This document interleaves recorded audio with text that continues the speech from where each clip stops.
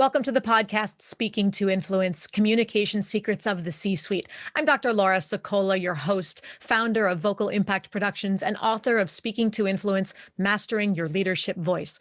My guest today is Joyce Chester, President and CEO of the Chester County OIC, a nonprofit organization in Chester County, Pennsylvania that specializes in providing literacy and employment services to adults in Chester and Delaware counties. Joyce, welcome to the show today. Thank you so much, Laura, and good to see you. Give us a quick, go ahead. No, I was just going to give you a quick update on, first of all, explain Chester County OIC. Great. Opportunities Industrialization Center.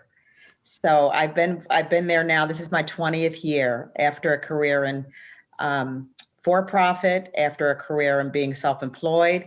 I landed where I think I should have been all the time. So it's been a wonderful ride. That's terrific. It's great to know that you are exactly where you're meant to be. Mm-hmm. I think that's something that all of us strive for. I think so too. Absolutely. So as president and CEO of this organization, give us a general sense. What are your main job responsibilities and who do you need to influence? Main job responsibilities. That's a loaded question. So okay, so basically, I am there to make sure that the gears are turning. So that means, being fiscally responsible. And I think that is, especially for social service and nonprofit, fiscal responsibility is key to making sure your organization continues. And because we are teaching people how to work and be productive in their own lives, I strive to have an agency that is productive in the same way. So fiscal responsibility, having the right resources, including staff, including funding that we need to operate, including knowledge as a resource. And then, at the end of the day, I'm washing windows and, sweeping the floor and making sure things are hung up around the office straight. So it's that image that we project that's very, very important as well. Chief cook and bottle washer. Yes, we all have. There you go. Hands in the dirt and hands on the wheel all at the same time. Absolutely.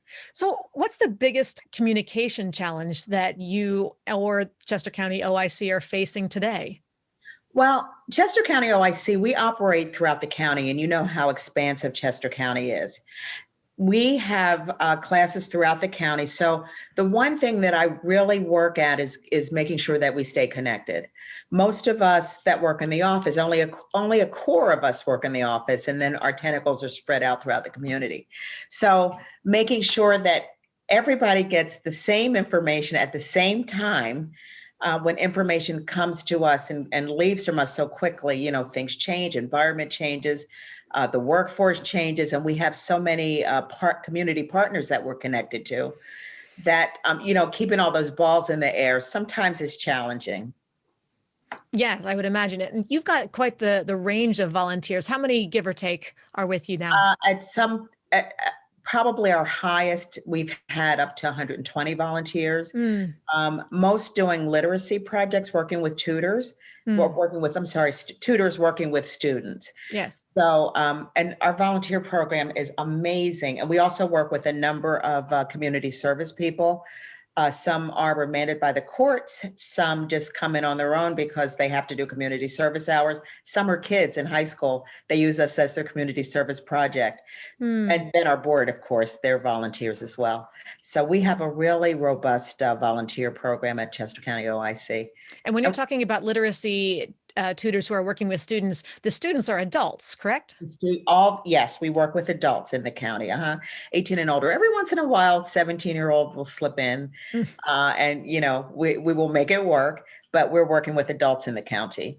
That's great because it's all about job preparation and economic opportunity, correct? Correct. And those fundamental skills, you'd be surprised. We had, I'll never forget this. There's a gentleman that came to us. We have a tutoring program at Chester County Library. He came into us because and if you saw this man, you would never believe this, but he was losing his job and he needed to learn how to read. What was the job he was losing? It was at, I can't remember the job he lost, but the job he was going to was an insurance company. Okay. And he could not read. He had to test to get into to do what he wanted to do. we could not believe he came in a suit, tie, and my program coordinator called me and she says, I can't believe that he can't read. Mm. But he had passed all of his life. He was at that age, he was almost at the late 50s, I would say. Never. And I said, are you sure he can't read? She said, he cannot read. He had his wife all these years read for him so that he could do the job that he needed to do. Wow. So, we have wonderful stories working at, and we're so helpful to be able to change the trajectory of somebody's life. That is a light bulb moment for us. And we love that, which is why we work so hard. So we want to see people have opportunities that they may not otherwise have. And were you able to teach him to read in his late 50s? We did. And we actually, this happened, some years ago, we actually honored him because we saw his journey and we met his wife.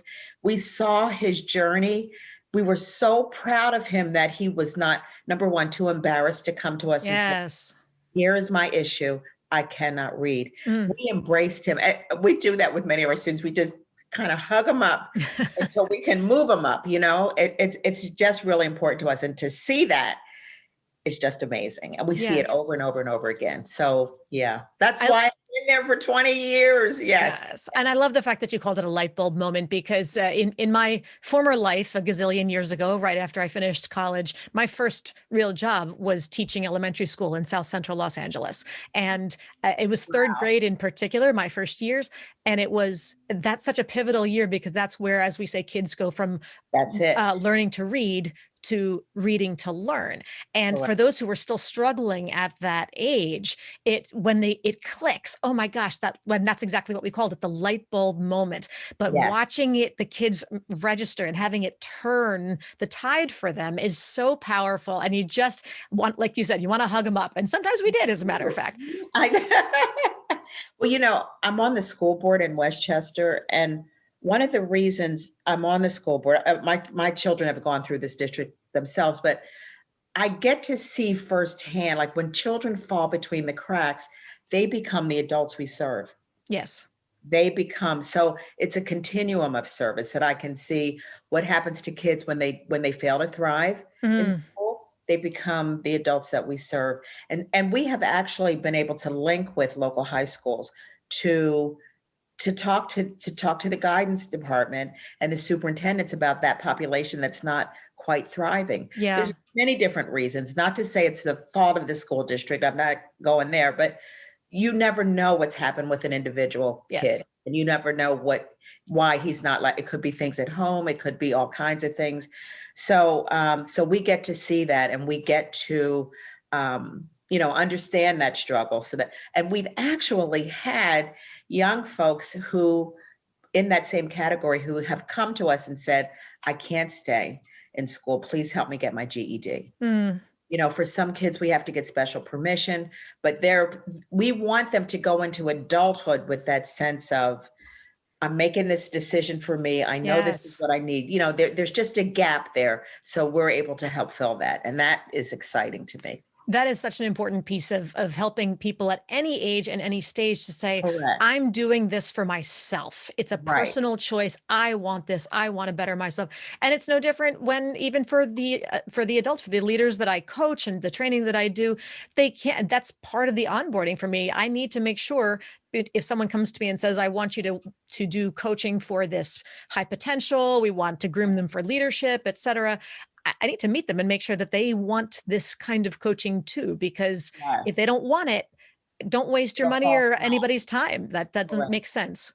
That's right, Laura. Absolutely right. So that's why I appreciate, we work with very different populations, but we take them as they are when they come to the door. Like we have to, assess like where they are, what they might need, and come to a mutual agreement about, okay, this is what this goal, getting to this goal is going to look like this. So now you've got so many successes under your belt. Tell us about a mistake that you made or a lesson that you had to learn the hard way. I can remember this like it was yesterday. This was a life lesson that will stick with me. So I was really upset with some of my staff because I didn't think they were just motivated enough or doing enough. And so from my vantage point, I would look at this team and I'd say, okay, I think they're underachieving. So I brought the team up to talk to them.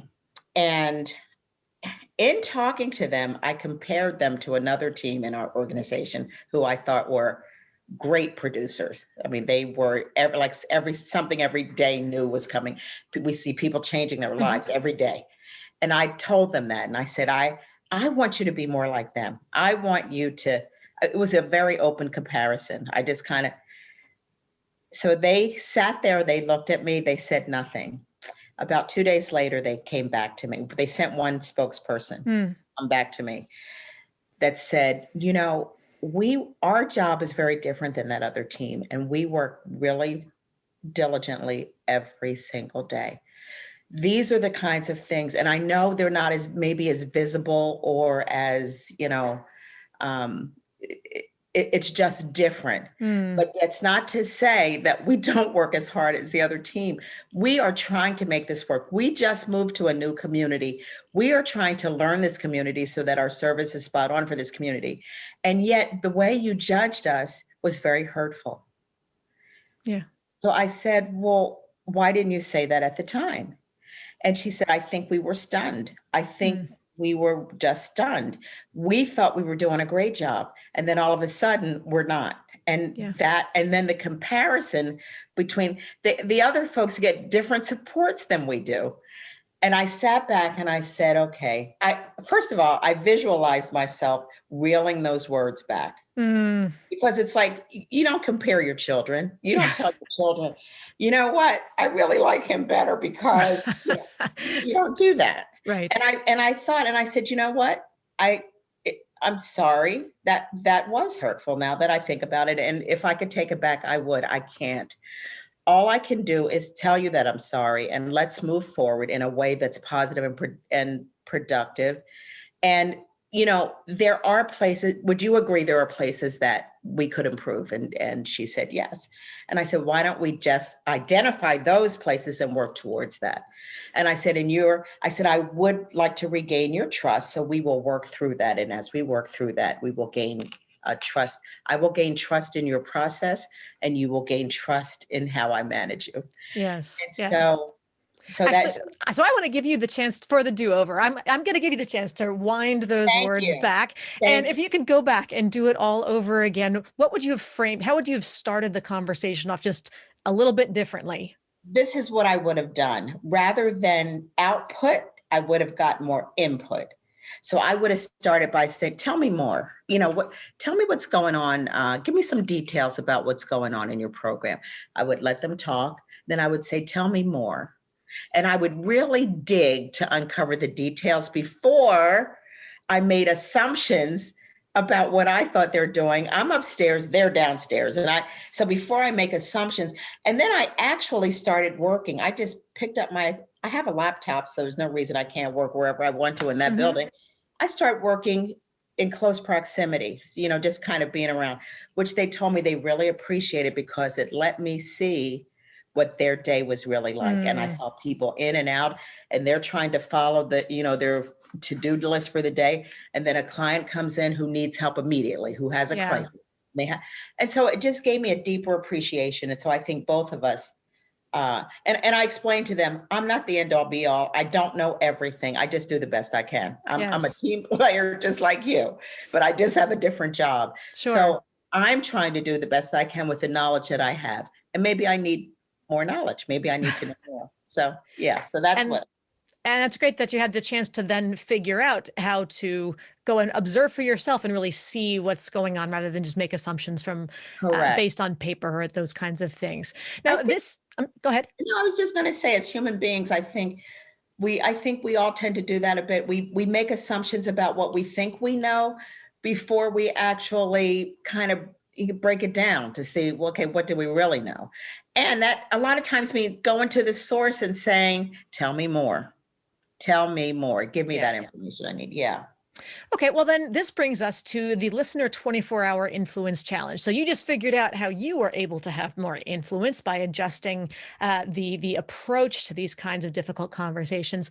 Given everything what we've discussed so far, this is your chance to speak directly to our listeners and challenge them to each take one step that they can complete within 24 hours so that they can have more influence. How would you like to challenge our listeners today? This is what I would like to do. I mentioned to you at the start of this conversation that I used to work in corporate, and I used to actually work in advertising. And at the time, I was invited to come onto the board of OIC. I never mentioned that to you before. So I came onto the board in the 80s, the late 80s. And then I left. I'm all about corporate. And at the first thing I did was went to my CEO and said, "This is a great nonprofit." I said, "These people are getting people jobs. And I said, "We need to give them a donation." So the CEO said, "Okay, well, can you tell me more?" So I went and found out more about this organization, and I presented it to him. I had never stepped out like this before. So this was at the time new for me. I didn't really know that much about nonprofits. What I'd like to share with the audience is that nonprofits exist and many are doing great work. That's where I think the seed for the passion started to develop. The CEO said, "Okay, we're giving them $5,000, which in the late 80s, that was a lot of money. So Still we, is. and I was new to the board, and it was the first time I was asking to do anything like this. So we went, presented this check. What I would say to the audience is find a nonprofit where you have a passion. Nonprofits can't run on love and hope and wishes and good. They need funds. They have real things that they have to do Yeah. to make themselves successful. One of the things I learned early coming into nonprofits is that many good-hearted people come in to run nonprofits with a social service background. One of the first things I said to my team when I came to OIC is, "Okay, people, I don't like people that much. What I care about is that we have an organization that is sound so that when people come to us looking for us to help them, we are here." So that is how I've always, and I do like people, somewhat. No, I do. But I think it's important. I think people should be challenged to go outside of their comfort zone, find something they're passionate about, find one nonprofit that you can link your star to, send them a check today. Okay, everybody, you have your marching orders. Yes, Facebook likes are lovely. Yes, promoting things on social media is lovely, but in the end, they need fuel for the fire. Find a Correct. nonprofit that speaks to you, to your heart, your mind, your soul, whatever it is, and speaks to your checkbook, and write a check. Have your influence by helping others through that. Yes, Joyce, did I get that right? You said that so well. Yes, yes, and yes. Thank you. Wonderful. All right. So then let's talk a little bit about how you lead your team. And when we think about things like succession planning, career advancement in the organization, what's your definition of executive presence, otherwise known as leadership presence, command presence, or just that X factor that lets you know that someone is a leader in way deep down? How do you recognize it? So part of the I think for leadership and executive presence is when you there are people that I look at that may be soft spoken, but I know that they represent that concern. It's their passion, it's their brilliance, it's their drive, it's their organizational skills um, about their organization. And it doesn't have to be by title. It can be by just by their persona and the job that they're performing. They're your go-to. Now, when you're looking to groom a high potential employee or otherwise hire someone for a leadership position, what are the communication skills that you look for that they must have? And on the flip side, what's a red flag that would be a career derailer or otherwise stop you from hiring or promoting them? What I look for in a communication, knowing that communication is a two-way street, is a person that can listen and take the information that they hear and sort of assimilate it to their own to their own being and be able to, when they respond, you know clearly that they've heard you. And also, I want someone that can negotiate conflict, that can talk through. So everything isn't pie in the sky. It's okay when we have issues, this is how I handle them. And I don't want them to tell me that, yes, I can handle it. Give me some examples of how you've handled it. How, when you have a tight or tough situation, how do you bring people in to understand your point of view? And how do you get to understand their point of view? I think that's really critical. So it's give and take for communication. Yes. I think that's important. Yes. And you ask me on the flip side, if somebody comes to me and every single thing they've done is wonderful and perfect and great, and okay, that's not human. That's not really. So I want more tell me, give me the dirt, give me the grist. I want to know how we all have challenges. So when they come up, what do you do? Because if you tell me that your life is perfect every single day, the environment itself is challenging. So how do you deal with it? Yeah. Right. Yeah. Right. And if you are someone who happened to live under that perfect umbrella for a while, you're about to jump in and work in a context where things aren't perfect every day. How do you handle life when it's not perfect? You don't have the experience for that. So perhaps there's not such a good fit after all. That's right. And we've seen folks that have come to us that, so this is some of my greatest learning is when I see people that come in and they say, oh, I just have a passion for working with folks like this. And the first person that steps in, their eyes just glaze over. It's like they are lost. They don't know what. So I can somewhat read through that now to say, you know what, this might not be the first place you might want to work in a nonprofit environment. Having a good heart is great, but there's so many other things that come with that. Yes. Yes. The balance. It's got to be the whole set. Correct. Yeah. Terrific. Yeah. Can you tell me about a time when your team brought an idea to you and you just said, nah, you got to take that back to the drawing board? How do you like them to bring information to you? What should they do more of or do less of? I like new ideas. I try to at least entertain them. I don't want to have language, even body language that says, oh my God, no, I can think of one staff in particular. I call her our staff millennial.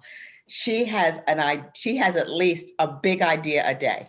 Nice. And so this is what I do. Literally, what I do is when my staff comes to me, and I do encourage them, to come with new ideas, because I want us to be thinking, big, broad. That I send them back and say, okay, tell me how this will work. Show me how you can make this work. Yes. And show me what resources and show me the cost of doing this. Put all those details together and then let's talk about it again. Yes. So give me the plan, not just the idea. Correct. Don't sit the idea on my lap. You gotta, okay, that's a nice idea. Now take it back and work it through. Yes. Yes. Nice. Get into a little bit, not all the details, but definitely map it out. Flesh it out. So, yes. Flesh it out just a little more and let's talk about it again. Yeah. Terrific. So this brings us then finally to the speed round. Three last real quick questions that are issues that regularly come up with clients in my training and coaching. And they're often thought about as kind of a black and white issue, even though we know life is all about shades of gray. So I'm going to ask you for that black or white choice, what your instinct is, and then I'll ask you for a little bit more detail from there. So first, public speaking, love it or hate it? Love it. Can you give me a tip, give everyone else a tip for managing nerves and speaking with confidence, even when you don't feel it? Move a part of your body, move your hands, move your head. Don't stand rigid, move and breathe. Yes. And smile. That was more than one word. Yes. No, that part doesn't have to be one word. That's the explanation. That's a terrific tip. So thank you for that. And yes, remembering to breathe, move the body, release the tension. Great suggestion, because your body and your mind do absolutely work together.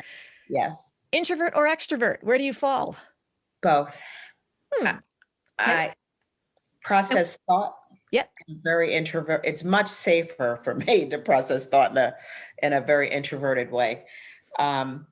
but then I have the need to be around folks to kind of flesh out ideas and to get feedback. Mm. Just working with people and getting acknowledgement and being able to acknowledge others is And a, so it sounds like a strength of yours then is that ability to process and engage at the same time. But what's an area for growth as a result? well, I think one of my growth areas has been that I've learned to process somewhat internally, Okay. because just speaking out, random thoughts makes everybody crazy.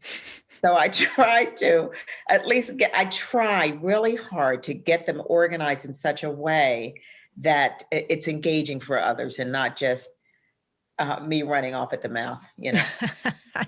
As an extrovert, I understand what that propensity is like, and it is definitely something I'm working on too.